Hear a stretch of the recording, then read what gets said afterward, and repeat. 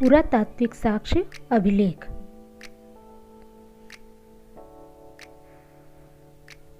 अभिलेख सिक्कों से अत्यधिक महत्वपूर्ण है।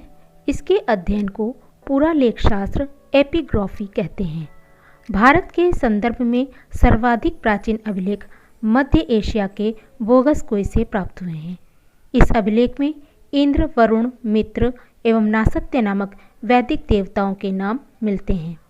अभिलेख एवं दूसरे पुराने दस्तावेजों की प्राचीन तिथि के अध्ययन को पुरालिपि शास्त्र पैलियोग्राफी कहते हैं। अभिलेख मोहरों, प्रस्तर स्तंभों, स्तूपों, चट्टानों और ताम्रपत्रों पर मिलते हैं तथा इसके अतिरिक्त मंदिर की दीवारों, ईंटों व मूर्तियों पर भी मिलते हैं। आरंभिक अभिलेख प्राकृत भाषा में हैं तथा ये ईसा पूर्व 3री सदी के हैं। अभिलेखों में संस्कृत भाषा ईसा की 2री सदी से मिलने लगी तथा 4वीं-5वीं सदी में इसका सर्वत्र व्यापक प्रयोग होने लगा। मौर्य सम्राट अशोक के अनेक अभिलेख देश के विभिन्न भागों से मिले हैं, जिनसे उसके साम्राज्य की सीमा, धर्म और शासन नीति पर प्रकाश पड़ता है। उदयगिरी से प्राप्त हाथी गुम्फा अभिलेख से कलिंग नरेश खारवेल की उपलब्धियों के संदर्भ में जानकारी प्राप्त होती है। शकछत्रप रुद्रदामन के जूनागढ़ अभिलेख से शासक रुद्रदामन, अशोक व चंद्रगुप्त मौर्य के संदर्भ में जानकारी मिलती है। वशिष्ठ पुत्र पुलमावी के नासिक गुहा अभिलेख के माध्यम से उनकी धार्मिक सहिष्णुता और उनकी संस्कृति की जानकारी मिलती है।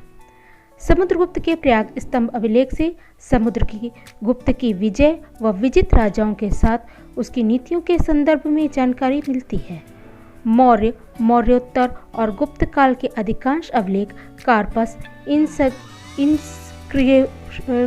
इनस्क्रिप्शंस ओनम इंडिकारम नामक ग्रंथमाला में संकलित कर प्रकाशित किए गए हैं। सबसे पुराने अभिलेख हड़प्पा संस्कृति की मोहरों पर मिलते हैं। ये लगभग 2500 ईसा पूर्व के हैं। हड़प्पा संस्कृति के अभिलेख अभी तक पढ़े नहीं जा सके हैं।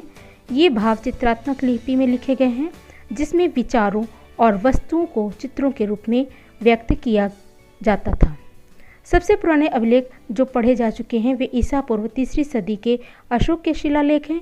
इन अभिलेखों को पढ़ने में सर्वप्रथम सन 1837 में जेम्स प्रिंसेप को सफलता मिली, जो उस समय बंगाल में ईस्ट इंडिया कंपनी की सेवा में ऊंचे पद पर कार्यरत थे।